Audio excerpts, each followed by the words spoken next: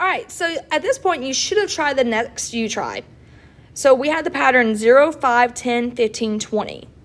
You should have received a common difference of 5. So at each term, we're adding 5. So 0 to 5 is adding 5, 5 to 10, we're adding 5, 10 to 15, we're adding 5, so on and so forth.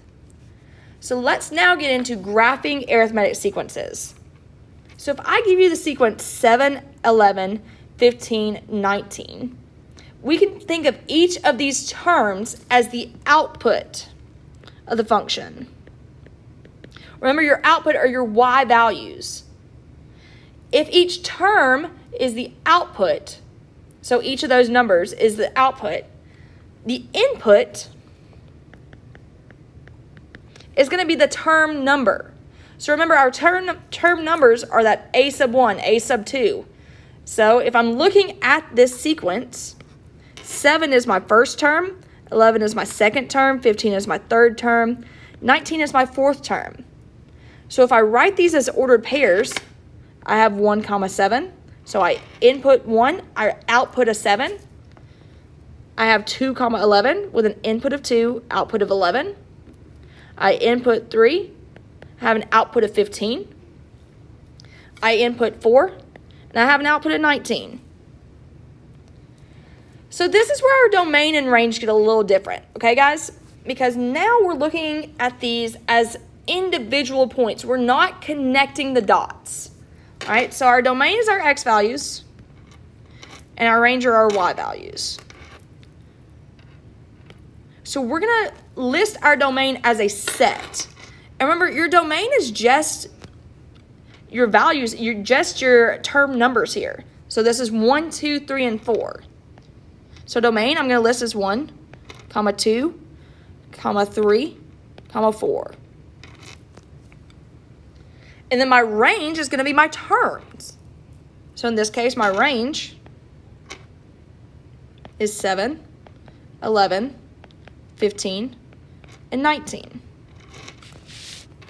So let's go over to the graph and see how this is going to look. Let's say this is just labeling my graph. I've got 1, 2, 3, 4, 5, 6, 7, so on and so forth on my x-axis. And then my y-axis, I've got, let's see here, 1, 2, 3, 4. Let's see. Running out of room there, so let's just go by 2. So we'll go 2, 4, 6, 8, 10, 12, 14, 16, 18, 20. And let's graph these points. So at 1, I know I'm at 7, so that's going to be in between 6 and 8 on my y value. At 2, I'm going to be at 11, so that's in between 10 and 12. At 3, I'm at 15, so that's in between 14 and 16. At 4, I'm at 19, so that's going to be in between 18 and 20.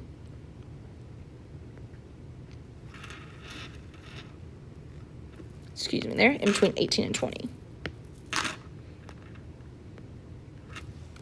But I do not connect the dots because this isn't a continuous graph. This is a sequence. They're not connected to each other.